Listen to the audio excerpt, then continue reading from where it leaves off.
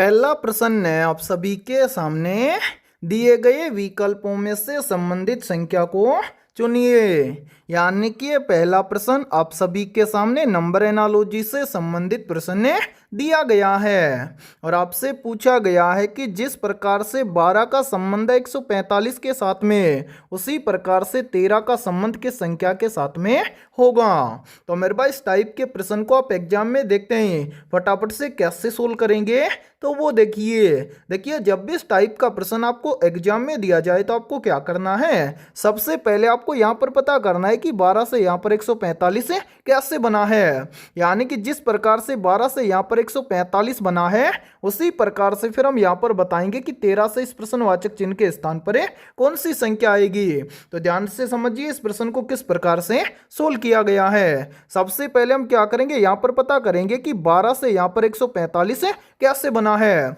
तो मेरे भाई 12 से यहाँ पर 145 बनाने के लिए क्या किया गया है, सबसे पहले तो इस 12 का किया गया है स्क्वायर। 12 का स्क्वायर होता है 144, ठीक है। और 144 के अंदर यहाँ पर एक प्लस करके यहाँ पर लिखा गया है 145। और ध्यान से देखिए 145 यहाँ पर आप सभी के सामने दिया भी गया है। अब यही सेम लॉजिक हम लगाएंगे इस 13 के अंदर और इस 13 से इस प्रश्न चिन्ह की वैल्यू ज्ञात करेंगे। तो करेंगे क्या, 13 से इस प्रश्न चिन्ह की वैल्यू ज्ञात करने के लिए इस 12 की तरह इस 13 का क्या कर देंगे, स्क्वायर कर देंगे। 13 का स्क्वायर होता है 169 और जिस प्रकार से 144 में प्लस 1 किया गया है, इसमें भी क्या कर देंगे, प्लस 1 कर देंगे। तो 169 और 1 मिलकर बन जाएगा 170। यानी कि इस प्रश्नवाचक चिन्ह के स्थान पर संख्या भरी जाएगी 170। अब हमें देखना है कि संख्या 170 किसी ऑप्शन में दी गई है। तो आंसर है संख्या 117 में दी गई है, ऑप्शन ए के अंदर है। तो पहले प्रश्न के अंदर ऑप्शन ए हो जाएगा सभी का करेक्ट आंसर है। तो उम्मीद करता हूं कि जब भी इस टाइप का प्रश्न आपको एग्जाम में दिया जाएगा तो फटाफट से सोल्व कर लेंगे, ठीक है। और इसी के साथ में देखिए आप सभी के लिए बहुत ही इंपॉर्टेंट सूचना है। यदि आप पहली बार के अंदर रेलवे ग्रुप डी एग्जाम 2026 को क्रैक करना चाहते हैं, तो हमने आपके रेलवे ग्रुप डी एग्जाम 2026 के लिए ऑल सब्जेक्ट के ऊपर टॉपिक वाइज लगभग 25,000 प्लस रामबाण क्वेश्चनों का मास्टर पीडीएफ सेट तैयार किया है। और जो भी अभ्यर्थी ये कंप्लीट मास्टर पीडीएफ सेट लेना चाहते हैं, वो सभी अभ्यर्थी हमारे इस व्हाट्सएप नंबर पर कांटेक्ट करके ले सकते हैं। व्हाट्सएप नंबर है 7374826893। ये हमारा व्हाट्सएप नंबर है। इस व्हाट्सएप नंबर पर आप कांटेक्ट करके इस कंप्लीट मास्टर पीडीएफ सेट को ले सकते हैं। और मेरे भाई इस कंप्लीट मास्टर पीडीएफ सेट की प्राइस हमने रखी है मात्र और मात्र 99 रुपए। यानी कि ये कंप्लीट मास्टर पीडीएफ सेट आपको मिलने वाला है मात्र और मात्र 99 रुपए की फीस के अंदर है। और मैं आप सभी को ये गारंटी के साथ में बोल रहा हूँ, यदि आप एग्जाम से पहले इन 25,000 क्वेश्चनों को अच्छे से तैयार कर लेते हैं, तो आप पहली बार के अंदर रेलवे ग्रुप डी एग्जाम 2026 को क्रैक कर जाएंगे। और इस कंप्लीट मास्टर पीडीएफ सेट के अलावा आपको पूरे 21 प्रैक्टिस सेट भी बिल्कुल फ्री में दिए जाएंगे। मेरे भाई यदि आप इन 21 प्रैक्टिस सेट को अच्छे से देख लेते हैं, तो आपको पता चल जाएगा कि रेलवे ग्रुप डी एग्जाम के अंदर पेपर किस लेवल का आता है और कैसे क्वेश्चन पूछे जाते हैं। तो जो भी अभ्यर्थी लेना चाहता है, दिए गए व्हाट्सएप नंबर पर कॉन्टेक्ट करके ले सकता है, ठीक है। तो चलिए फिर अगला प्रश्न देखते हैं। दूसरा प्रश्न है आप सभी के सामने दिए गए संबंध में प्रश्न चिन्ह को सही ढंग से प्रतिस्थापित करने वाली संख्या की पहचान करें।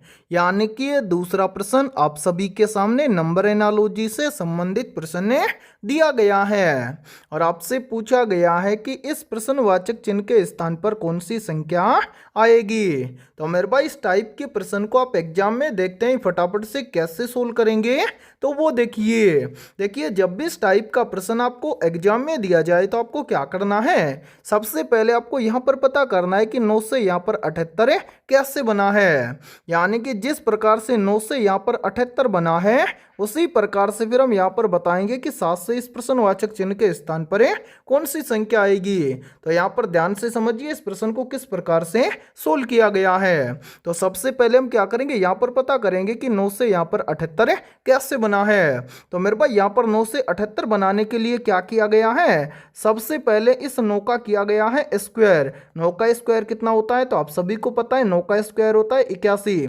81 से 78 बनाने के लिए क्या किया गया है, इस 81 में से 3 को घटाया गया है। 81 में से 3 को घटा देंगे तो यहाँ पर बचेगा 78 है। और ध्यान से देखिए 78 यहाँ पर आप सभी के सामने दिया भी गया है। अब मेरे भाई यही सेम लॉजिक हम लगाएंगे 7 के अंदर और इस 7 से इस प्रश्न चिन्ह की वैल्यू ज्ञात करेंगे।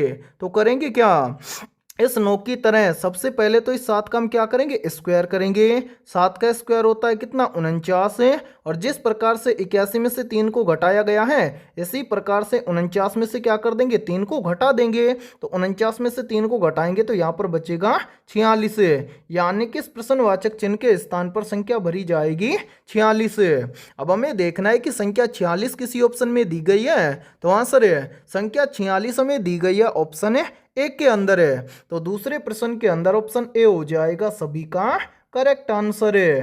तो उम्मीद करता हूं कि जब भी इस टाइप का प्रश्न आपको एग्जाम में दिया जाएगा तो आप फटाफट से सोल्व कर लेंगे। ठीक है, तो चलिए फिर अगला प्रश्न देखते हैं। तीसरा प्रश्न है आप सभी के सामने। यदि C भाग R बराबर F लिखा जाता है और E भाग T बराबर D लिखा जाता है और B भाग Z बराबर M लिखा जाता है तो F भाग L बराबर क्या लिखा जाएगा। यानी कि इस प्रश्नवाचक चिन्ह के स्थान पर कौन सा अक्षर भरा जाएगा ये आपको ज्ञात करना है। यानी कि ये तीसरा प्रश्न आप सभी के सामने कोडिंग डिकोडिंग से संबंधित प्रश्न दिया गया है। और मेरे भाई इस टाइप के प्रश्न को आप एग्जाम में कैसे सोल्व करेंगे तो वो देखिए इस टाइप के अंदर आपको क्या करना है, सबसे पहले आपको यहाँ पर पता करना है कि C भाग R बराबर F कैसे लिखा गया है। तो यहाँ पर हम क्या करेंगे, सबसे पहले ध्यान से देखिए इन सभी का करेंगे नंबरिंग। पहले दिया गया है C भाग R, तो यहाँ पर देखिए C आता है कितने नंबर पर, 3 नंबर पर है। उसके बाद में क्या है भाग है, फिर देखिए R आता है कितने नंबर पर, 18 नंबर पर है। तो मेरे भाई यहाँ पर देखिए 3 का भाग 18 में देंगे तो यहाँ पर आ जाएगा कितना, 6। और 6 नंबर पर आता है अल्फाबेट लेटर F, तो यहाँ पर ध्यान से देखिए यहाँ पर भरा गया है F। अब इसी प्रकार से हम क्या करेंगे, यहाँ पर देखेंगे कि E भाग T बराबर D सेम इसी प्रकार से लिखा गया है क्या। तो यहाँ पर भी हम क्या करेंगे, सबसे पहले इन सभी का करेंगे नंबरिंग। तो ध्यान से देखिए पहला लेटर है E आता है कितने नंबर पर, 5 नंबर पर है। ई के बाद में क्या है टी आता है कितने नंबर पर, 20 नंबर पर है। तो ध्यान से देखिए 5 का भाग 20 में देंगे तो यहाँ पर आ जाएगा 5 चौक 20 है। और 4 नंबर पर अल्फाबेट लेटर आता है डी, तो यहाँ पर ध्यान से देखिए यहाँ पर भरा गया है डी। अब इसी प्रकार से हम आगे क्या करेंगे, आगे भी चेक करेंगे इसी प्रकार से कि बी भाग जेड बराबर एम इसी प्रकार से लिखा गया है क्या। तो यहाँ पर भी क्या करेंगे, इन दोनों अल्फाबेट लेटर का करेंगे नंबरिंग।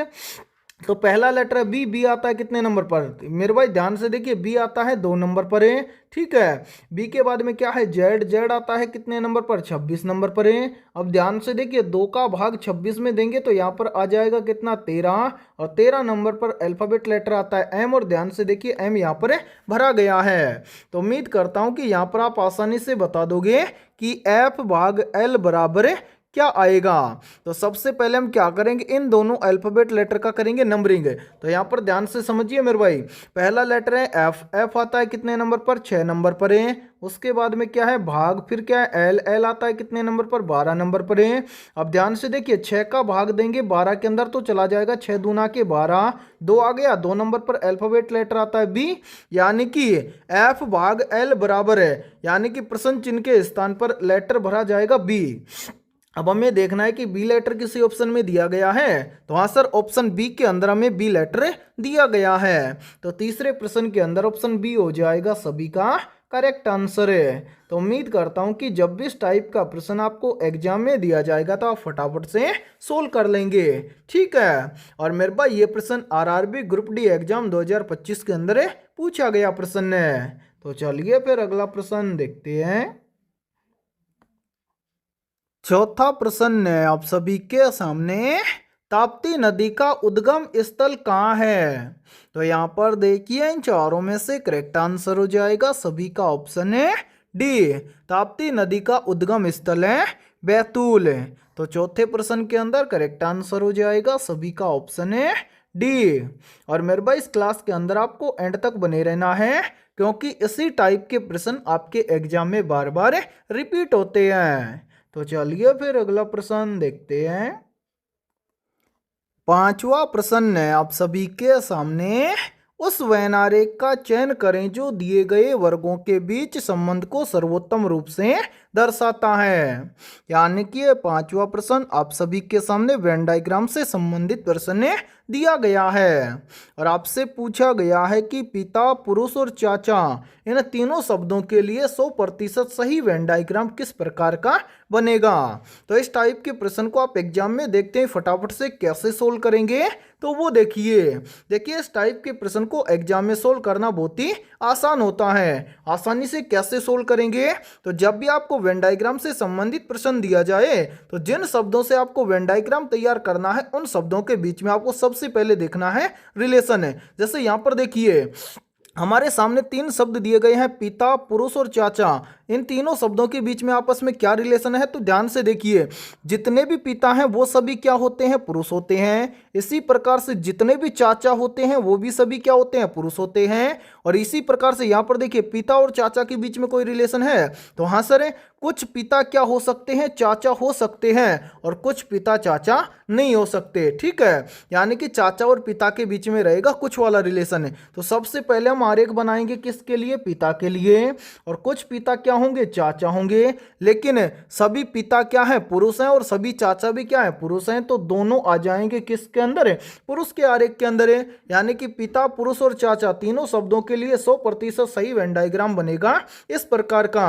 अब आपको देखना है कि इस प्रकार का वेन डायग्राम किसी ऑप्शन में दिया गया है, तो आंसर है इस प्रकार का वेन डायग्राम हमें दिया गया है ऑप्शन सी के अंदर है। तो पांचवें प्रश्न के अंदर ऑप्शन सी हो जाएगा सभी का करेक्ट आंसर है। तो उम्मीद करता हूं कि जब भी इस टाइप का प्रश्न आपको एग्जाम में दिया जाएगा तो फटाफट से सोल्व कर लेंगे। ठीक है, तो चलिए फिर अगला प्रश्न देखते हैं।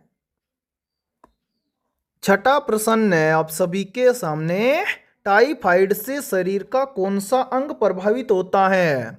ऑप्शन ए अग्नाशय, ऑप्शन बी है आमाशय, ऑप्शन सी है आंत, और ऑप्शन डी है मस्तिष्क। तो यहाँ पर देखिए इन चारों में से करेक्ट आंसर हो जाएगा सभी का ऑप्शन है सी, यानी कि टाइफाइड से शरीर की आंतें प्रभावित होती हैं। तो छठे प्रश्न के अंदर करेक्ट आंसर हो जाएगा सभी का ऑप्शन है सी। और मेरे भाई इस क्लास के अंदर आपको एंड तक बने रहना है, क्योंकि इस क्लास के अंदर हमने उन्हीं क्वेश्चनों को कवर किया है जो क्वेश्चन आपके एग्जाम के लिए इम्पोर्टेंट रहेंगे। ठीक है, तो चलिए फिर अगला प्रश्न देखते हैं।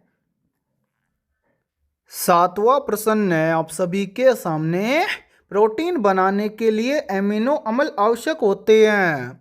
या फिर देखिए इसी प्रश्न को एग्जाम के अंदर घुमाकर ऐसे भी पूछ लिया जाता है। प्रश्न पूछा जाता है कि प्रोटीन बनाने के लिए कितने एमिनो अम्ल की आवश्यकता होती है।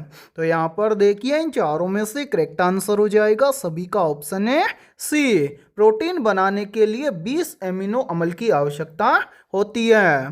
तो सातवें प्रश्न के अंदर करेक्ट आंसर हो जाएगा सभी का ऑप्शन है सी। तो चलिए फिर अगला प्रश्न देखते हैं। आठवां प्रश्न है आप सभी के सामने, देशांतर रेखाओं की कुल संख्या कितनी है। मेरे भाई ये प्रश्न आरआरबी ग्रुप डी एग्जाम 2022 के अंदर पूछा गया प्रश्न है। तो जल्दी से बताइए इन चारों में से करेक्ट आंसर क्या होगा। आप सभी से पूछा गया है कि देशांतर रेखाओं की कुल संख्या कितनी है। तो यहाँ पर देखिए इन चारों में से करेक्ट आंसर हो जाएगा सभी का ऑप्शन है बी। देशांतर रेखाओं की कुल संख्या है 360। तो आठवें प्रश्न के अंदर करेक्ट आंसर हो जाएगा सभी का ऑप्शन है बी। तो चलिए फिर अगला प्रश्न देखते हैं। नौवां प्रश्न है आप सभी के सामने, विक्रमादित्य के बाद गद्दी पर कौन बैठा था। तो यहाँ पर देखिए इन चारों में से करेक्ट आंसर हो जाएगा सभी का ऑप्शन है बी। विक्रमादित्य के बाद गद्दी पर बैठा था कुमारगुप्त प्रथम। तो नौवें प्रश्न के अंदर करेक्ट आंसर हो जाएगा सभी का ऑप्शन है बी। तो चलिए फिर अगला प्रश्न देखते हैं। 10वां प्रश्न है आप सभी के सामने, एक स्वस्थ मनुष्य का रक्तचाप होता है। तो यहाँ पर देखिए इन चारों में से करेक्ट आंसर हो जाएगा सभी का ऑप्शन है बी। एक स्वस्थ मनुष्य का रक्तचाप होता है 120/80। तो 10वें प्रश्न के अंदर करेक्ट आंसर हो जाएगा सभी का ऑप्शन है बी। और मेरे भाई यहाँ पर ध्यान से देखिए, यदि ये क्लास आपको पसंद आ रही है तो जल्दी से एक बार इस क्लास को लाइक कर दीजिए। और यदि आप हमारे इस YouTube चैनल से पहली बार जुड़े हैं तो इस YouTube चैनल को कर लीजिए सब्सक्राइब और बेल आइकन को प्रेस करना, ताकि ऐसी ही शानदार क्लास का नोटिफिकेशन आपको सबसे पहले देखने को मिले। तो चलिए फिर अगला प्रश्न देखते हैं। 11वां प्रश्न है आप सभी के सामने। दांतों के क्षय को रोकने के लिए अधिकांश टूथपेस्ट में क्या होता है? Option A bromide, option B है फ्लोराइड, ऑप्शन सी है आयोडाइड और ऑप्शन डी है क्लोराइड। तो यहाँ पर देखिए इन चारों में से करेक्ट आंसर हो जाएगा सभी का ऑप्शन है बी। दांतों के क्षय को रोकने के लिए अधिकांश टूथपेस्ट में क्या होता है? फ्लोराइड होता है। तो 11वें प्रश्न के अंदर करेक्ट आंसर हो जाएगा सभी का ऑप्शन है बी। तो चलिए फिर अगला प्रश्न देखते हैं। 12वां प्रश्न है आप सभी के सामने। मानव शरीर में क्रोमोसोम की संख्या होती है, या फिर देखिए इसी प्रश्न को एग्जाम के अंदर घुमाकर ऐसे भी पूछ लिया जाता है। प्रश्न पूछा जाता है कि मानव शरीर में गुणसूत्रों की संख्या कितनी होती है? तो यहाँ पर देखिए इन चारों में से करेक्ट आंसर हो जाएगा सभी का ऑप्शन है ए। मानव शरीर में क्रोमोसोम यानी कि गुणसूत्रों की संख्या होती है 46। तो 12वें प्रश्न के अंदर करेक्ट आंसर हो जाएगा सभी का ऑप्शन है ए। तो चलिए फिर अगला प्रश्न देखते हैं। 13वां प्रश्न है आप सभी के सामने। विश्व स्वास्थ्य संगठन की स्थापना कब हुई थी? या फिर देखिए इसी प्रश्न को एग्जाम के अंदर घुमाकर ऐसे भी पूछ लिया जाता है। प्रश्न पूछा जाता है कि WHO की स्थापना कब हुई थी? तो मेरे भाई याद रखना इन चारों में से करेक्ट आंसर हो जाएगा सभी का ऑप्शन है बी। विश्व स्वास्थ्य संगठन यानी कि WHO की स्थापना हुई थी 7 अप्रैल 1948 को।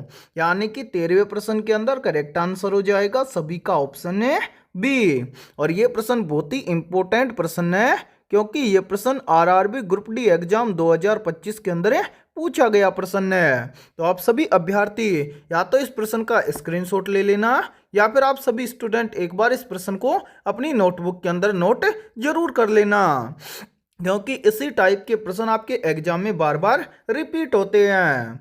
और इसी के साथ में देखिए आप सभी के लिए बहुत ही इंपॉर्टेंट सूचना है। यदि आप रेलवे ग्रुप डी एग्जाम 2026 की न्यू वैकेंसी का फॉर्म डाले हैं और उसके अंदर पहली बार के अंदर सिलेक्शन लेना चाहते हैं, तो हमने आपके रेलवे ग्रुप डी एग्जाम 2026 के न्यू एग्जाम के लिए करीब 25,000 प्लस ऑल सब्जेक्ट के ऊपर टॉपिक वाइज लगभग 25,000 प्लस रामबाण क्वेश्चनों का मास्टर PDF सेट हमने तैयार किया है। और जितने भी अभ्यर्थी कंप्लीट मास्टर PDF सेट लेना चाहते हैं वो सभी अभ्यर्थी हमारे इस व्हाट्सएप नंबर पर कांटेक्ट करके इस कंप्लीट मास्टर PDF सेट को ले सकते हैं। व्हाट्सअप नंबर है 7374826893। ये हमारा व्हाट्सअप नंबर है। इस व्हाट्सअप नंबर पर आप कांटेक्ट करके इस कंप्लीट मास्टर PDF सेट को ले सकते हैं। और मेरे पास ये कंप्लीट मास्टर PDF सेट आपको फुल डिस्काउंट के साथ में मिलने वाला है। कितने रुपए में मिलेगा? तो ये मिलेगा आपको मात्र और मात्र 51 रुपए की फीस के अंदर है। तो जल्दी से जाइए और इस व्हाट्सअप नंबर पर आप कांटेक्ट करके कंप्लीट मास्टर PDF सेट को ले लीजिए और एग्जाम से पहले अपनी कंप्लीट तैयारी को मजबूत बना लीजिए। और मैं आप सभी को गारंटी के साथ में बोल रहा हूं, यदि आप इन 25,000 प्रश्नों को अच्छे से तैयार कर लेते हैं तो एग्जाम के अंदर आपको लगभग 85 प्लस प्रश्न इसी मास्टर PDF सेट से आपको देखने को मिलेंगे। ठीक है, तो चलिए फिर अगला प्रश्न देखते हैं। 14वां प्रश्न है आप सभी के सामने। खानवा की लड़ाई किस वर्ष हुई थी? या फिर देखिए इसी प्रश्न को एग्जाम के अंदर घुमाकर ऐसे भी पूछ लिया जाता है। प्रश्न पूछा जाता है कि खानवा का युद्ध किस वर्ष में लड़ा गया था? तो यहाँ पर देखिए इन चारों में से करेक्ट आंसर हो जाएगा सभी का ऑप्शन है सी।